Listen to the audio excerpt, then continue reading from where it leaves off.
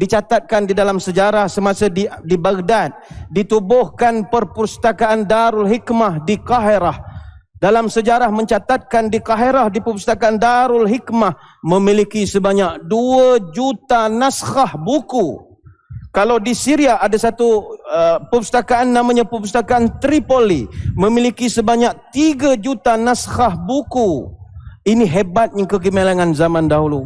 Tetapi muslimin muslimat sekalian, kita bukanlah nak menjadi umat yang terlalu terimbau dengan memori masa lepas. Kita tidak mahu menjadi suatu bangsa yang sekadar hidup dengan mimpi-mimpi indah yang disebut sebagai penyakit glory of the past. Penyakit terlampau terhimbau dengan kejayaan silam.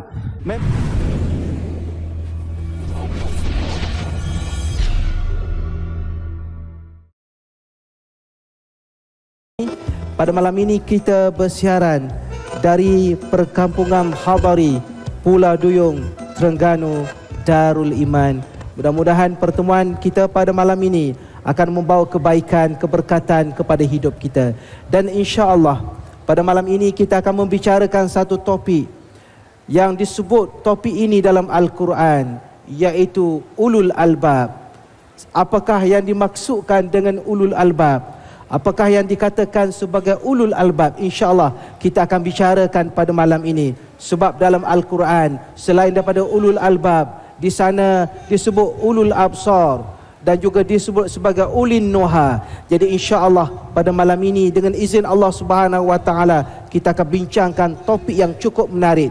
Dan begitu juga saudara penonton boleh sentiasa memberi pandangan dan juga apa sahaja cadangan kepada kami dengan emailkan kepada kami di halaqah@tv9.com.my. Mudah-mudahan insya-Allah sekiranya anda menghantar email itu, mudah-mudahan dapat memperbaiki dan merancangkan lagi rancangan kita untuk masa akan datang insya-Allah. Dan pada malam ini kita akan bertemu dengan 2 panelis kita yang tidak asing lagi. Yang paling hampir dengan saya perkenalkan yang berbahagia Ustaz Roslan Muhammad, pensyarah di Akademi Pengajian Islam Universiti Melaya. Assalamualaikum Ustaz. Waalaikumsalam warahmatullahi wabarakatuh.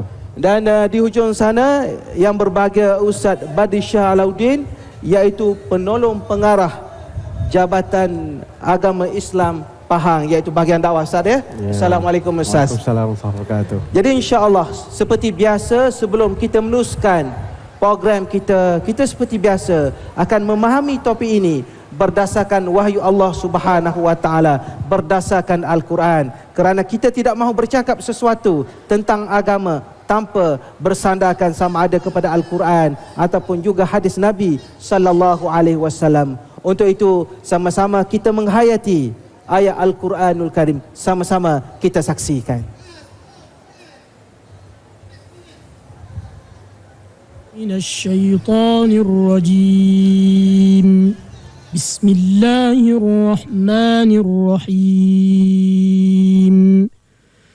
Inna fi khalqis samawati wal ardi wa ikhtilafil laili wan nahari la ayatin li ulil albab.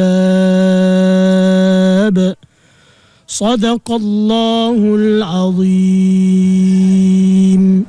Sesungguhnya pada kejadian langit dan bumi dan pada pertukaran malam dan siang ada tanda-tanda kekuasaan, kebijaksanaan dan keluasan rahmat Allah bagi orang-orang yang berakal. Surah Ali Imran ayat 190.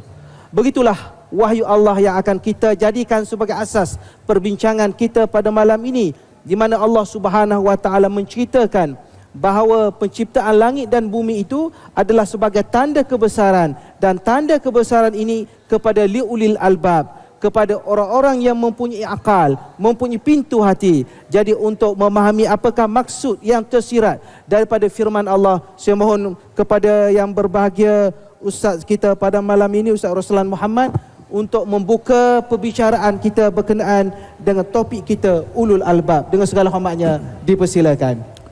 Assalamualaikum warahmatullahi wabarakatuh. Waalaikumsalam. Alhamdulillahi rabbil alamin. Wa nusalli wa nusallimu ala sayyidina Muhammadin asyrafil anbiya'i wal mursalin wa ala alihi wa ashabihi ajma'in, amma ba'd. Yang berbahagia saudara pengurusi Al-Akh Ustaz Ahmad Syukri, rakan panelis pada malam ini Al-Akh Al-Ustaz Badlisha Alauddin, seterusnya tuan-tuan dan puan-puan, hadirin hadirat sidang penonton halaqah yang dirahmati Allah Subhanahu wa taala sekalian. Alhamdulillah, bicara kita pada malam ini itu bicara yang cukup indah. Bicara yang akan membuka pemikiran kita, akan merangsang jiwa kita, merangsang kehidupan kita. Karena kita baru mendengar sekejap tadi satu ayat petikan daripada surah Al-Imran 190. Allah SWT berfirman mengingatkan kita betapa kejadian alam ini, langit dan bumi, pergantian siang dan malam itu, la ayatin liulil albab, adalah merupakan tanda-tanda yang wajar difahami oleh orang-orang yang mempunyai pemikiran yang baik, pemikiran yang sempurna, pemikiran yang bijak, pemikiran yang cerdik.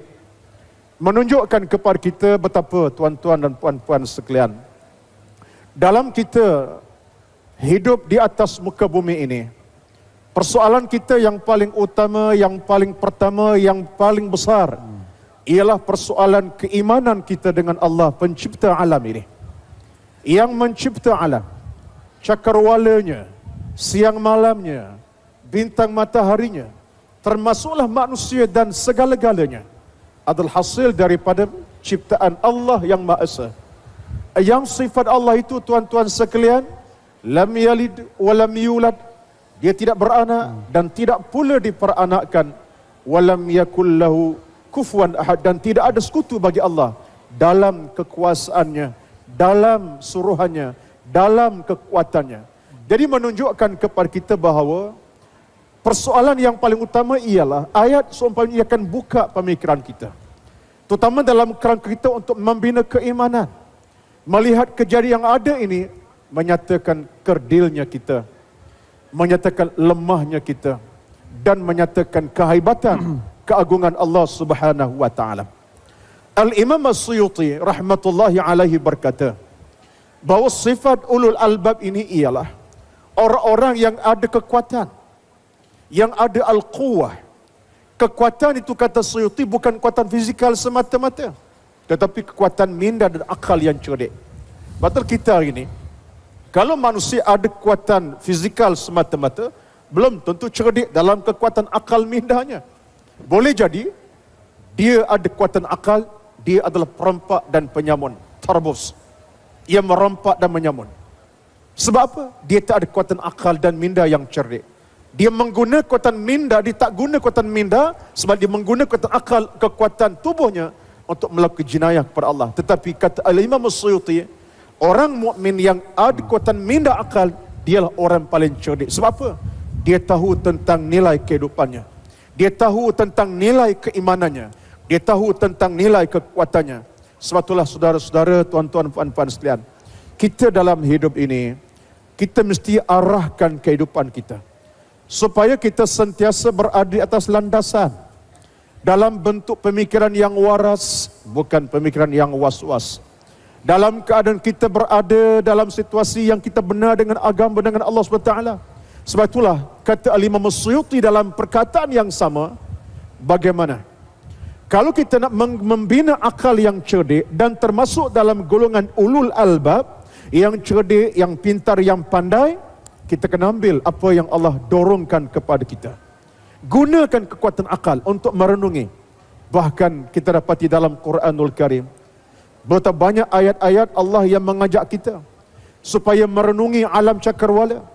Awalam yatafakkaru fi anfusihim, apakah mereka tidak berfikir tentang kejadian-kejadian berlaku di depan mereka?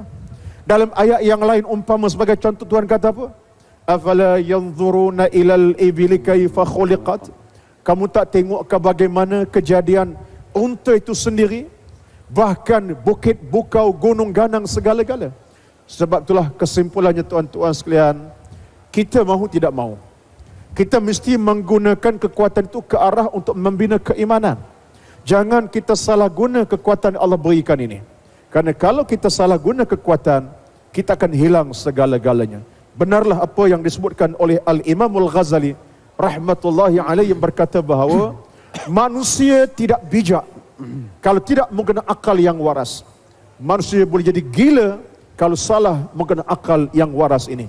Justru saudara-saudara dirahmati Allah sekalian, ayat Ali Imran 190 tadi mengajak kita supaya meneroka rahsia alam ini dengan tujuan untuk mendekatkan diri kita kepada Allah, meletakkan diri kita sebagai taraf hamba kepada Allah, yang akhirnya dengan kekuatan itulah kita akan taat, kita akan patuh, kita akan tunduk terhadap Allah Subhanahu wa taala, dan kita tidak rasa megah, sombong diri, bangga diri dengan alam cakrawala yang Allah jadikan kita daripada Allah dan kembali kepada Allah. Dari tanah kita tercipta, pada tanah kita akan kembali. Inilah kekuatan kita harus bina. Wallahu a'lam. Terima kasih kepada yang berbahagia Ustaz Roslan. Saya cukup tertarik apabila Ustaz Roslan menyebut di antara definisi yang disebut sebagai ulil quwwah ataupun yang disebut sebagai ulul albab itu, yang disebut sebagai al-quwwah, iaitu mempunyai kekuatan. Di antaranya quwwatul aqli, kekuatan menggunakan pemikiran, tetapi pemikiran ini tetap didasarkan kepada keimanan kepada Allah Subhanahu wa taala. Saya nak pergi pada Ustaz Badi. Ustaz Badi, kalau kita bercerita tentang hadarah, bercerita tentang tamadun, selalu orang sebut bahawa zaman satu ketika umat Islam ini mempunyai tamadun yang hebat, tamadun yang gemilang. Tetapi kita dalam dewasa hari ini, generasi muda, menganggap itu sebagai suatu peristiwa yang pernah berlaku, dan yang kita hadapi sekarang ialah bahawa umat Islam ini berada di tahap yang rendah. Umat Islam dihina, umat Islam dituduh dengan pelbagai label. Jadi bagaimana Ustaz bila kita menyebut perkara-perkara lampau tentang kemajuan-kemajuan lampau, adakah itu sebagai satu ingatan zaman lampau saja, dan apakah sikap yang perlu ada pada kita yang sepatutnya? Silakan Ustaz. Assalamualaikum warahmatullahi wabarakatuh. Saya tertarik dengan huraian daripada Ustaz Ruslan sementara tadi tentang bagaimanakah yang dimaksudkan tentang generasi ulul albab. Sebab itu kalau kita melihat bagaimana kehebatan generasi umat Islam lampau, salah satu daripada faktornya mereka ini tergolong sebagai kelompok yang benar-benar mengikut definisi ulul albab itu sendiri. Sebab itu bila kita berbicara soal ulul albab, tentang bagaimana menggunakan potensi akal, yang mana disebutkan oleh para ulama, ulul albab ini ciri mereka ada dua. Pertama, tafakur, iaitu fikir. Yang kedua, zikir. Mereka melihat alam, mereka berfikir apakah rahsia di sebalik alam itu. Lalu mereka mengingati Allah dan menggunakan potensi itu untuk memajukan alam ini. Justru itulah umat Islam terdahulu mengalami suatu zaman kegemilangan yang sangat hebat, kerana mereka menepati ciri-ciri ulul albab yang Allah Ta'ala ulang di dalam Al-Quran tentang perkataan ulul albab sebanyak 16 kali. Kalau kita lihat dalam lipatan sejarah, kerajaan Umayyah, kerajaan Abbasiyah, Fatimiyah, Umayyah di Andalusia, kerajaan Uthmaniyah di Turki, Masya Allah, mereka memiliki tahap ketamadunan yang sangat hebat. Saya nak bawa contoh Ustaz Syukri di zaman kerajaan Abbasiyah, memerintah selama 500 tahun dipimpin oleh 37 orang khalifah. Zaman kemuncak mereka semasa zaman Al-Ma'mun, Masya Allah. Dikatakan semasa zaman Al-Ma'mun telah ditubuhkan akademik pemikiran, pengajian pemikiran Plato dan Aristotle. Buku-buku tulisan Plato dan Aristotle diterjemahkan ke dalam bahasa Arab oleh kebanyakan daripada nama-nama besar dalam akademik Islam ketika itu, antaranya oleh Jabir Al-Hayyan, Yahya bin Musawih, Hunain bin Ishaq, Abdullah Al-Mukaffa dan ramai lagi. Semasa zaman beliau juga telah mengalami kemajuan ilmu perubatan yang sangat hebat. 34 buah hospital telah dibina semasa zaman Al-Ma'mun. Telah dilahirkan ketika itu beberapa tokoh-tokoh ilmu, Al-Razi misalnya, Ibn Sina, ini semua lahir di zaman Abbasiyah. Kemudian kemajuan dari sudut astronomi, lahirnya Khawarizmi. Kemajuan daripada sudut ilmu fizik, lahirnya Ar-Razi, Jabir Hayyan. Kemudian lahirnya kemajuan mencipta kertas, dicatatkan di dalam sejarah semasa di Baghdad, ditubuhkan perpustakaan Darul Hikmah di Kahirah. Dalam sejarah mencatatkan di Kahirah, di perpustakaan Darul Hikmah memiliki sebanyak 2 juta naskah buku. Kalau di Syria ada satu perpustakaan namanya Perpustakaan Tripoli, memiliki sebanyak 3 juta naskah buku. Ini hebatnya kegemilangan zaman dahulu. Tetapi muslimin muslimat sekalian, kita bukanlah nak menjadi umat yang terlalu terimbau dengan memori masa lepas. Kita tidak mahu menjadi suatu bangsa yang sekadar hidup dengan mimpi-mimpi indah yang disebut sebagai penyakit glory of the past, penyakit terlampau terhimbau dengan kejayaan silam. Memang kita tak nafikan, tetapi Allah Ta'ala pesan, tilka ummatun qad khalat lahum ma kasabtum lahum ma kasabat walahum ma kasabtum. Itu umat sudah berlalu, kamu apa yang kamu lakukan. Hari ini umat Islam berdegor-degor bercakap, Al-Islam ya'lu wa la yu'la alaih. Islam itu tinggi, tidak ada yang lebih tinggi dari Islam. Memang Islam memang tinggi, umat Islam masih di mana? Jangan kita macam orang main layang-layang. Di saat tarik layang-layangnya memang tinggi, tapi yang tukar main layang-layang masih duduk berpijak di bumi yang nyata. Islam memang tinggi. Hari ini umat Islam di mana bandingkan dengan kita zaman dahulu? Atau minta maaf, jangan kita macam orang duduk di stesen bah. Orang duduk di stesen bah, dia cari orang. Kemamang, 4 orang, kemamang. Dia cari orang naik teksi. Orang pun datang naik 4 orang. Teksi berjalan. Orang tu dah sampai ke Maman, dia masih duduk di sini lagi. Terengganu 5 orang, naik 5 orang Terengganu. Orang dah sampai ke Terengganu, dia masih lagi tidak ke mana-mana. Kita tidak mahu jadi begitu. Mari kita tinjau sejarah lampau. Kita ambil iktibar. Mudah-mudahan usaha kita nak melahirkan generasi ulul albab akan menjadi kenyataan sekali lagi. Wallahu a'lam. Terima kasih kepada yang berbahagia Ustaz Badli Shah Alauddin yang memberi penjelasan kepada kita bahawa memperingati kejayaan lampau tidak salah, tetapi kalau sekadar menyebut kita tidak melakukan sesuatu, sekadar kita membaca hadis al-Islamu ya'lu wa la yu'la alai, Islam itu tinggi, tiada yang mengatasi Islam, tetapi kita sebagai ummah tidak melakukan sesuatu untuk menaikkan martabat kita, untuk benar-benar meniru ataupun mempraktikkan generasi yang pernah dilahirkan oleh Rasulullah sallallahu alaihi wasallam, generasi ulil albab. Terima kasih saudara penonton di rumah dan terima kasih kepada penonton kita di perkampungan Hadari Pulau Duyung Terengganu pada malam ini yang bersama-sama kita dalam rancangan halaqah. Kita membicarakan tajuk pada malam ini ulul albab, iaitu manusia yang mempunyai pemikiran, yang menggunakan akal dan terasnya ialah keimanan kepada Allah Subhanahu wa taala. Saya nak pergi pada yang bahagia Ustaz Roslan. Ustaz Roslan, kalau kita lihat ilmuwan Islam dahulu, bagaimana mereka berusaha, mereka mengkaji Al-Quran, rahsia Al-Quran, dan mereka begitu tekun. Jadi dengan ketekunan mereka, dengan kerajinan mereka, apakah kita sebagai generasi hari ini dapat mempelajari sesuatu daripada apa yang pernah mereka usahakan sehingga sarjana-sarjana barat sendiri menjadi cemburu kepada mereka, Ustaz? Jadi mohon penjelasan yang berbahagia, Ustaz, silakan. Okay, terima kasih. Assalamualaikum warahmatullahi wabarakatuh. Waalaikumsalam. Tuan-tuan dan puan-puan sidang penonton halaqah, seterusnya tuan-tuan yang berada di pentas pada malam ini. Tuan-tuan sekalian, sekejap tadi Al-Fadhil panelis pertama telah memberi suatu perincian cukup indah bagaimana sejarah kebangkitan para alim ulama kita di zaman silam, dengan sejarah yang tidak akan padam dalam sejarah peradabannya. Walaupun pelbagai langkah dilakukan oleh barat untuk memadamkan sejarah, tetap sejarah tidak akan padam. Kerana ulama Islam telah memberikan sesuatu yang besar makna kepada kita. Saya tak perlu mengulang sejarah Ibn Hayyan, Ibn Battuta, Ibn Sina dan seramai ulama yang muncul, yang bangkit, yang telah membawa peradaban kepada kita umat Islam. Yang utama sekarang kepada kita ialah bagaimana, tuan-tuan, benarlah kita mengambil banyak pengajaran dari sejarah keilmuan mereka. Kita mengambil banyak pedoman. Cuma persoalan sekarang ialah bagaimana langkah kita yang sewajarnya.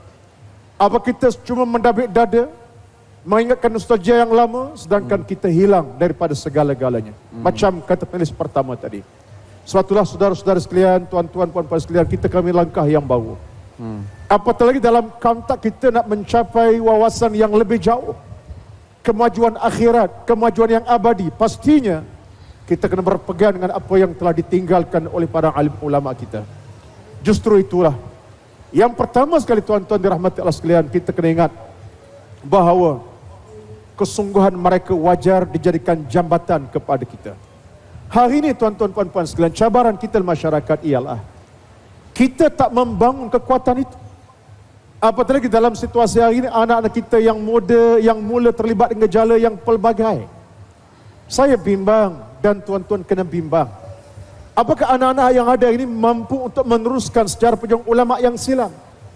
Ataupun mereka mematikan sejarah kekuatan ulama di zaman silam? Ini yang kita kena bimbangi. Sebab itulah al-hikmatu dhallatul mu'min.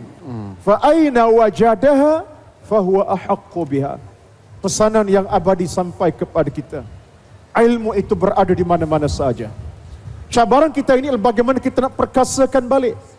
Betullah di antara kata-kata ulama kita kata mereka, aslul ma'rifati huwal haqqu wal haqqu huwal ilmu.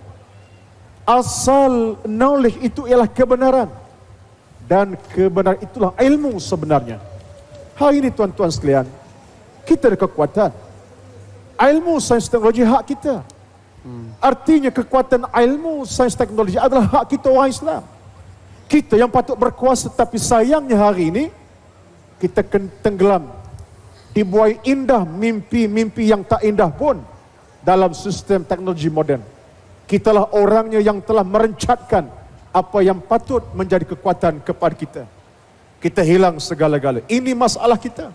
Inilah cabaran kita. Bagaimana kita nak membawa balik ke keadaan yang asal itu, dengan cara kita menjadi orang yang kokoh, yang kuat dalam peradaban ilmu, supaya kita benar-benar tergolong dalam orang-orang yang memiliki ulul albab, yang cerdik, yang pintar, yang pandai dan bijak. Yang pertama. Yang kedua, tuan-tuan puan-puan sekalian, saya fikir perkara yang paling asas ialah pengajaran, ialah kita mesti ada keyakinan. Kita ada kekuatan yang kita boleh bangkit semula. Hari ini tuan-tuan sekalian, tahu tidak tahu, kita ada 1.6 milion orang Islam. Kalau tak silap, bilion orang Islam daripada 6 bilion dunia. Dan kita ada kekuatan sebenarnya. Kita ada kekuatan dalam konteks yang pelbagai, tetapi kita hilang kekuatan tersebut. Boleh jadi keyakinan kita tidak ada. Akhir barat mengambil tempat. Lalu mereka telah melakukan pencerobohan demi pencerobohan ke atas dunia Islam dan umat Islam sendiri. Kita menjadi umat pengguna, bukan umat yang membuat. Kita umat yang dirabak-rabik, bukan umat yang bangkit dan bangun dengan semangat. Kuntum khaira ummatin ukhrijat linnas. Kamu umat yang terbaik yang dilahirkan di kalangan manusia. Jadi arti kita kena bina keyakinan balik. Dan saya melihat kekuatan tidak akan berlaku kalau kita tak bina seawal-awalnya. Hari ini tuan-tuan sekalian, landasan kita mesti bina kembali, berasas kepada kita dengan anak-anak. Dan saya suka nak sebut pandangan yang dikeluarkan oleh Dr. Yusuf Al-Qardawi di dalam bukunya Fiqh Al-Awwaliyat. Dia kata apa? Kalau kita tak membina keutamaan berdasarkan pendidikan ilmu teras dalam hidup anak-anak, kita gagal untuk 50 tahun akan datang. Dan kita bimbang. Sekarang kita telah mencapai angka tahun 50, kita merdeka. Tetapi apakah nikmat kemerdekaan yang kita ada hari ini boleh kita pertahankan 50 tahun akan datang? Kalau kita tak ada kekuatan ilmu yang berasas kepada keimanan, ketakwaan kepada Allah Subhanahu wa taala, kita bimbang, kita gagal.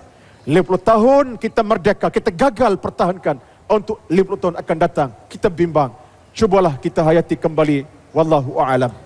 Sekali lagi saya mengajak sidang penonton dan juga para hadirin hadirat yang hadir pada malam ini untuk sama-sama kita memahami satu lagi ayat Allah Subhanahu wa taala yang kita petik daripada surah Yusuf ayat 111. Sama-sama kita hayati.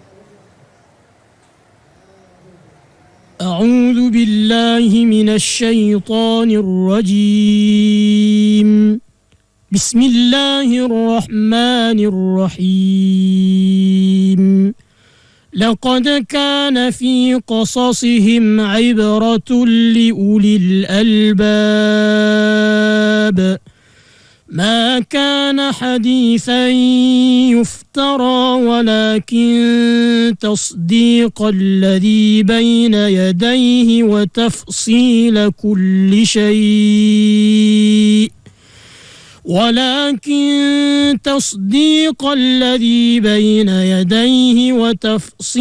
كل شيء وهدى ورحمة لقوم يؤمنون.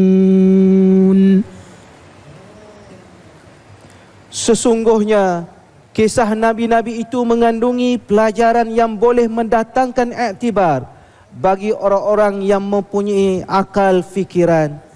Bukanlah ia cerita-cerita yang diada-adakan, tetapi ia mengisahkan apa yang tersebut dalam kitab-kitab agama yang terdahulu daripadanya, dan ia sebagai keterangan yang menjelaskan tiap-tiap sesuatu serta menjadi hidayah, petunjuk dan rahmah bagi kaum yang beriman. Surah Yusuf ayat 111. Jadi dalam ayat ini Allah Subhanahu wa taala menceritakan peranan rasul-rasul alaihi wassalatu wassalam, termasuklah membina manusia itu sendiri. Jadi yang lebih jelas ialah saya minta daripada yang berbahagia Ustaz Badishah untuk memberi tafsiran dan rumusan daripada ayat ini, bahawa persoalannya sekarang bukan sekadar membina kemajuan tetapi membina manusia, insan itu sendiri. Silakan Ustaz. Bismillahirrahmanirrahim. Sememangnya kalau kita melihat kepada ayat tadi, diberikan kepada kita suatu kisah gambaran antara pekerjaan-pekerjaan utama yang dilakukan oleh semua Nabi Allah dan Rasul-Rasulnya adalah untuk memanusiakan manusia. Justru itu kita melihat, kadang-kadang kita bandingkan nasib umat Islam hari ini dengan umat Islam yang dahulu.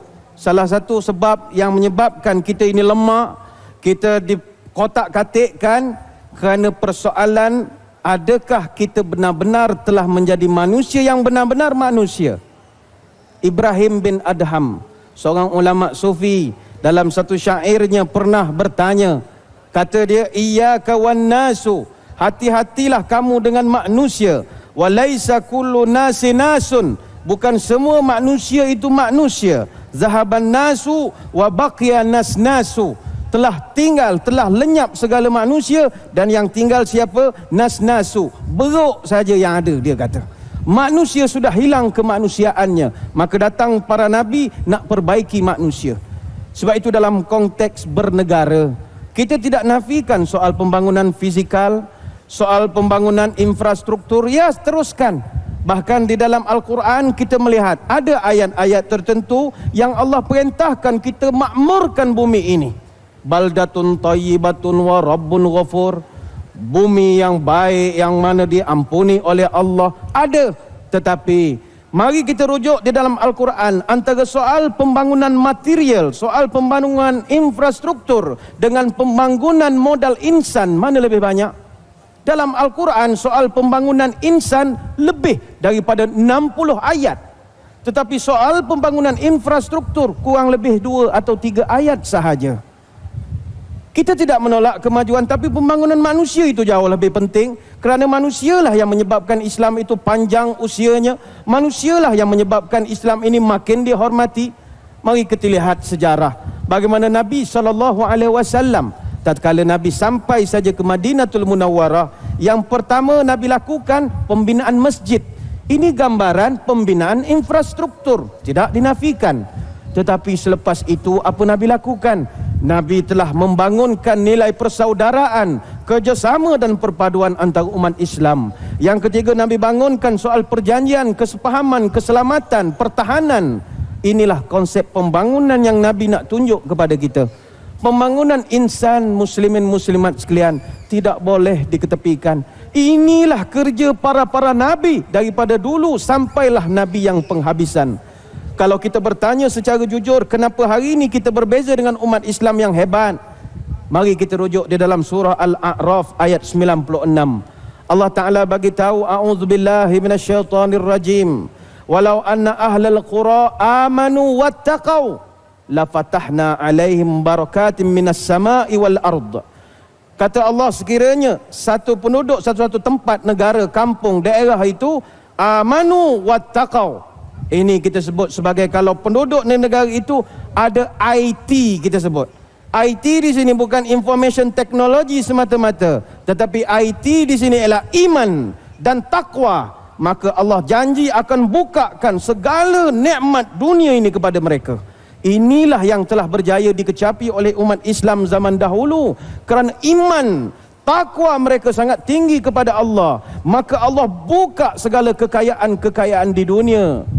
Maka muhasabah untuk diri kita. Marilah kita bangunkan kembali, suburkan iman dan takwa kita. Kita tidak nafikan soal IT yang information technology, tapi IT dari sudut iman dan takwa ini juga ingin kita suburkan. InsyaAllah sekiranya kita makin mantapkan iman dan takwa dalam segala segi kehidupan kita, seorang pemimpin beriman dan bertakwa, seorang ahli akademik beriman dan bertakwa, seorang sesiapa saja, asalkan iman dan takwa duduk di hadapan, insya-Allah segala yang kita lakukan mudah-mudahan Allah akan balikkan kegemilangan kita seperti dahulu. Wallahu a'lam. Terima kasih yang berbahagia Ustaz Badisha. Jelas sekali yang kita sangat perlukan dalam kehidupan ini bukan IT, information technology sahaja, tetapi IT untuk bangunkan manusia ialah iman dan takwa kepada Allah Subhanahu. Terima kasih saudara kerana anda terus setia bersama kami dalam rancangan Halaqah di TV 9. Dekat di hati pada malam ini kita membicarakan tajuk Ulul Albab. Apakah yang dimaksudkan dengan Ulul Albab? Kita bincangkan di awal tadi, Ulul Albab ialah orang-orang yang mempunyai pemikiran yang terasnya ialah keimanan kepada Allah Subhanahu wa taala. Jadi dalam bila kita menyebut tentang Ustaz Roslan tentang pencarian ilmu, ada orang cari ilmu ni ilmu yang tidak bermanfaat. Sedangkan yang kita sepatutnya kita mohon ialah ilman nafi'ah, ilmu yang bermanfaat yang boleh kita warisi untuk generasi akan datang. Jadi komen Ustaz lah tentang apa yang sepatutnya kita setiap muslimah ini usahakan dalam hidup kita supaya apabila kita tinggalkan, maka kita tinggalkan yang disebut dalam satu hadis ilmun yuntafa'u bihi. Silakan Ustaz Roslan. Terima kasih tuan-tuan dan puan-puan, benarlah. Itulah pesaka yang paling besar, yang paling bernilai kepada kita sebenarnya. Warisan kita untuk generasi akan datang bukan tanah tanih, bukan harta dan pitih, tidak tuan-tuan sekalian. Ilmu.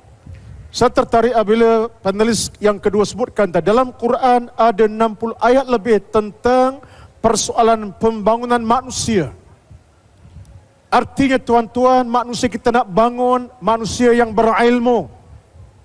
Apabila ilmu ada, maka akhlak terbina. Bila akhlak terbina, keimanan mantap, teguh. Sebab itulah saudara-saudara, tuan-tuan, sidang hadirin hadirat, sidang penonton dirahmati Allah sekalian. Dalam Islam tidak ada kompromi tentang kepentingan ilmu. Sehingga Nabi pernah bersabda, kunna aliman, jadilah kamu orang alim, au mustami'an, orang yang sedia mendengar ilmu, au muhibban, ataupun orang yang cinta kerana ilmu. Dan Nabi kata apa?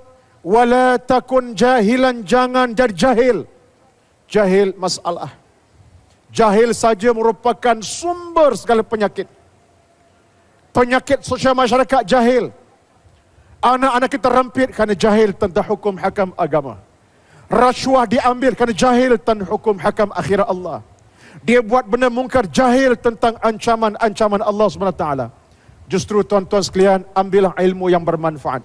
Sebab itulah dalam satu hadis Nabi sebut, kunu lil ilmi ru'atun wala takunu lahu ru'atun.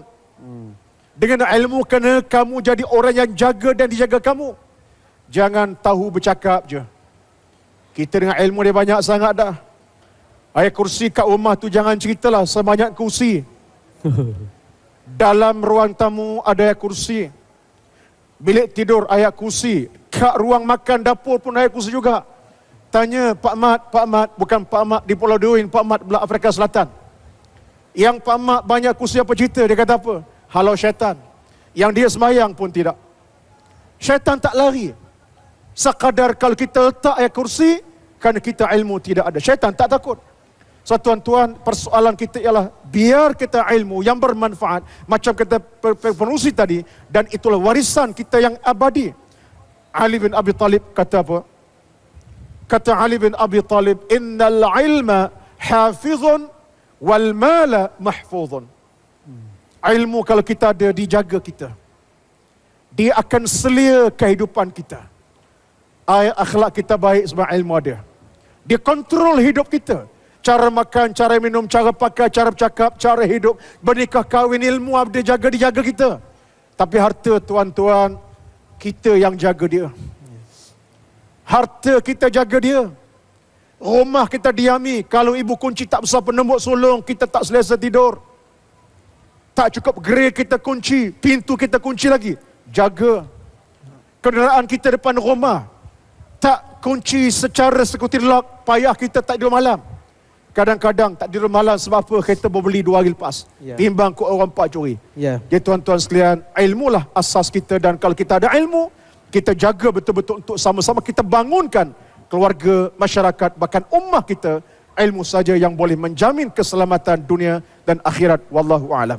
Saya nak pergi kepada Ustaz Badishah. Kalau kita lihat dalam kehidupan kita, sama ada dulu ataupun sekarang, sepatutnya orang apabila lagi mahir, lagi ada ilmu, dan bila dapat membuat kajian-kajian baru dan mendapat hasil natijah yang baik, sepatutnya bertambah imannya kepada Allah, bertambah yakinnya kepada Allah.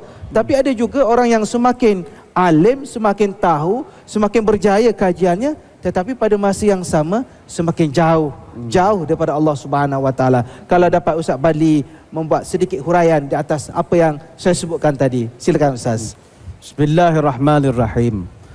Seorang bijak pernah berkata, dengan ilmu hidup menjadi mudah, dengan seni hidup menjadi indah, dengan iman hidup jadi terarah. 3 gabungan ini kalau ada pada seorang manusia, dia akan jadi insan yang insya Allah seimbang. Namun sayang, ramai daripada orang-orang berilmu, mereka ilmunya tinggi sampai kepada peringkat kedoktoran dan sebagainya, tetapi disebabkan iman mereka rapuh, lalu akhirnya dengan ilmu itu dia nak lawan Tuhan. Di barat ada satu nama besar, Pak Sarjana Barat, namanya Arthur Clarke. Beliau adalah seorang pakar futuris, menceritakan tentang apa akan berlaku kepada dunia dalam tempoh 10-20 tahun daripada sekarang.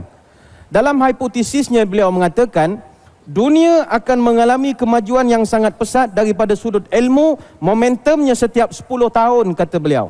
Setiap 10 tahun akan ada satu gelombang teknologi. Berhenti sementara, naik lagi. Menurut kajian beliau, pada tahun 2010 akan dicipta satu teknologi nanti namanya mechanical educator. Tahun 2010 kata Dr. Clarke, manusia sudah tidak perlu kepada guru. 2010 halaqah pakai robot. 2010. Kemudian tahun 2020 kata beliau, manusia telah mencipta teknologi ilmu. Ketika itu tahun 2020 kata beliau, manusia mampu untuk mengatur cuaca. Cuaca bisa diatur tahun 2020. Tahun 2030 kata beliau, manusia memiliki tahap ilmu yang tinggi, manusia nanti akan mampu mengembara antara planet. Mana macam sekarang kita naik kapal terbang Kuala Terengganu, Kuala Lumpur. Kuala Terengganu mana seberang-seberang. Tapi nanti tahun 2030 kata Dr. Clarke, Terengganu, Kuala Lumpur, planet Marikh, Kuantan, Kuala Lumpur, Mushtari. Tahun 2030 kata beliau. Tahun 2040 kata dia, manusia akan memiliki tahap ilmu yang tinggi tatkala itu.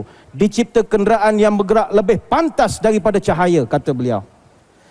Cuma yang tak seronoknya Ustaz Syukri, kata dia, pada tahun 2100 manusia telah sampai kepada tahap kemuncak ilmu. Maknanya selepas itu manusia tak tahu nak buat apa lagi. Kata dia tahun 2100 manusia menemui satu teknologi namanya human immortality. Tahun 2100 manusia tidak perlu mati, kata dia. Tahun 2100 ditemukan satu teknologi human immortality. Mungkin dia buat dalam bentuk sirap ke pil ke, wallahu alam. Kita makan sebutir waktu pagi, sebutir waktu petang, itu ubat anti malaikat maut, dia kata. Nampak? Manusia kalau ilmunya terlampau tinggi, imannya rapuh, akhirnya dia cenderung lawan kepada Tuhan. Itu sebab dalam Islam Allah Ta'ala ikat kita. Wahyu yang pertama kata Tuhan, Iqra bismi rabbikal ladzi khalaq. Bacalah, selidiklah, buat kajianlah, tetapi bismi rabbika. Tuhan tidak gunakan perkataan bismillah, tapi bismi rabbika. Kata ulama, artinya kita perlu membaca, membuat kajian, penyelidikan, buat tesis ilmu itu dalam wilayah pendidikan ketuhanan. Buatlah kajian-kajian ilmiah, tetapi mesti dalam frame the do's and the don't, rules of the game-nya, peraturan syarak yang telah ditetapkan oleh Allah. Itu sebab umat Islam selama berpuluh-puluh, beratus-ratus tahun menjadi umat yang cemerlang di dunia dan di akhirat, kerana mereka ada keseimbangan. Dunia mereka bawa, Al-Quran mereka tidak tinggalkan, dan akhirat mereka tidak lupakan. Budaya inilah yang nak kita gemburkan dalam usaha mewujudkan masyarakat yang kita gelarkan sebagai masyarakat ulul albab. Wallahu alam. Terima kasih Ustaz. Itulah kalau ilmu tidak didasarkan kepada keimanan, keyakinan pada Tuhan, keyakinan kepada Maha Esa, kepada Allah yang menciptakan kita, yang menjadikan kita manusia, semakin berilmu, semakin sesat dan semakin jauh dari Allah Subhanahu wa taala.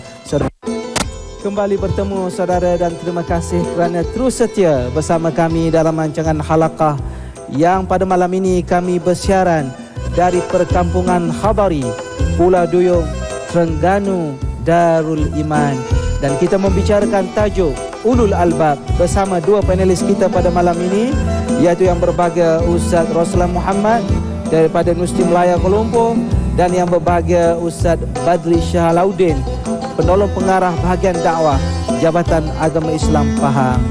Dan saudara penonton yang dirahmati Allah, sedar tidak sedar kita sudah berada di penghujung rancangan pada malam ini. Dan di penghujung rancangan seperti ini saya mohon yang pertamanya daripada yang berbahagia Ustaz Roslan untuk membuat sedikit rumusan tajuk kita pada malam ini, Ulul Albab. Dia persilakan Ustaz. Terima kasih. Tuan-tuan dan puan-puan, sidang penonton, hadirin hadirat yang dirahmati Allah sekalian. Pertama sekali kita kena serius. Kerana inilah kesempatan kita nak melakukan perubahan dalam kehidupan kita. Ya, kita nak berubah. Dulu miskin, kita nak kaya. Kereta satu nak kereta dua. Ada bini dua pun ada. Tuan-tuan sekalian, itu persoalan fizikal. Persoalan yang paling utama ialah perubahan kita dengan Allah. Daripada tak ada ilmu kepada berilmu. Tak cerdik tentang akhirat, kena cerdik akhirat. Inilah dikatakan ulul albab. Saya ulang sebut apa yang disebutkan panelis pertama tadilah. Generasi ulul albab mana generasi yang ada kekuatan tafakur. Berfikir panjang bukan singkat. Berfikir jauh bukan dekat. Yang kedua, dia ada kekuatan zikir, ingat pada Allah, ingat hari akhirat. Walaupun sibuk dengan urusan dunia sekalipun, ada di sana kehidupan yang abadi, yang kekal selama-lama. Itu yang pertama. Yang kedua, tuan-tuan sekalian, nak jadi orang cerdik, kita guna kekuatan yang kita ada. Ulul albab dia cerdik. Kekuatan minda dia perkasa dengan keimanan. Kekuatan jasad dia perkasa dengan kekuatan akidah bersama. Sebab tu orang mukmin, orang disebutkan Nabi sebagai al-mu'minul qawiyyu khairun ahabbu ilallahi minal mu'min dhaif.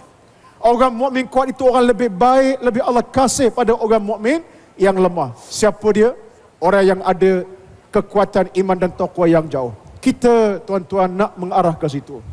Dunia tidak selama-lama kita pijak. Langit tak selama-lamanya kita junjung. Akhirnya kita akan kembali, dan kembali kita biarlah dengan ilmu. Allah beli kita dengan cash yang akhirnya kita sejahtera dunia, sejahtera di hari akhirat. Sebab apa? Sebab kita adalah orang-orang yang cerdik, ulul albab. Wallahu a'lam. Terima kasih kepada yang berbahagia Ustaz Roslan. Kita mohon daripada Ustaz Badri Shah untuk memperkatakan sesuatu di penghujung rancangan kita pada malam ini. Silakan Ustaz. Bismillahirrahmanirrahim. Muslimin muslimat yang dirahmati Allah sekalian. Kalau kita ada kesempatan, pergilah kita ke Spanyol sana. Di situ pernah berdiri sebuah kerajaan Islam namanya Uthmaniyah ataupun kerajaan Andalusia. Berapa tahun kerajaan Islam memerintah di sana? Bukan sekejap. 800 tahun. Kita baru 50 tahun. 800 tahun memerintah. Tatkala itu kerajaan Islam telah mewujudkan Universiti Cordoba, terkenal dalam sejarah dengan Taman Jannatul Arif, hari ini dipanggil sebagai General Life. Terkenal dengan Masjid Cordoba, Menara Giralda, Istana Zahra, Alhambra.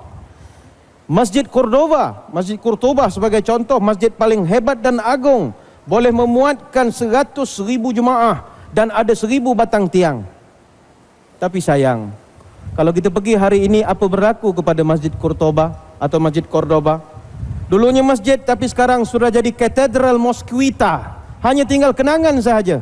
Maka mari kita pada malam ini bertekad dan berazam melakukan sesuatu, mengembalikan kegemilangan Islam.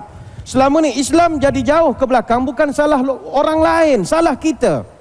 Allah berikan segala potensi yang hebat kepada orang Islam. Kita ada kekuatan manusia 1.3 bilion. Tapi kalau banding dari sudut ilmu, kita ada 1.3 bilion umat Islam. Negara Islam hanya memiliki sebanyak 550 buah universiti sahaja. Berbanding dengan orang Eropah, jangankan Eropah, di Amerika Syarikat sahaja, rakyatnya baru sekitar 250 juta orang, mereka ada 1,000 penduduk, 4,000 universiti. Walhal dalam Islam, wahyu yang pertama soal Iqra, soal ilmu. Mari muhasabah diri. Dari sudut ekonomi, orang Islam dengan jumlahnya 1.3 bilion, kita mampu menjana keluaran negara dalam negara kasar 1 triliun dolar. Maka dalam jumlah yang begitu besar, dengan potensi pasaran yang besar, bilangan buruh dan modal yang cukup, ada negara Islam yang melampau kekayaannya, ada negara Islam yang miskin tapi buruhnya rajin. Kalau digabungkan, sudah lama kita mencipta kejayaan demi kejayaan. Maka jangan kita harap kejayaan ini dicipta oleh orang lain. Mari tuan-tuan yang berada di Terengganu, di Kelantan, di Pahang, di seluruh negara, mari kita muliakan dari negara kita. Kita sama-sama memahat sejarah, mencipta tamadun, memastikan Islam kembali gemilang seperti yang pernah kita kecapi dulu. Wallahu a'lam. Terima kasih kepada yang berbahagia Ustaz Badli Shah di atas penjelasan kepada kita tadi.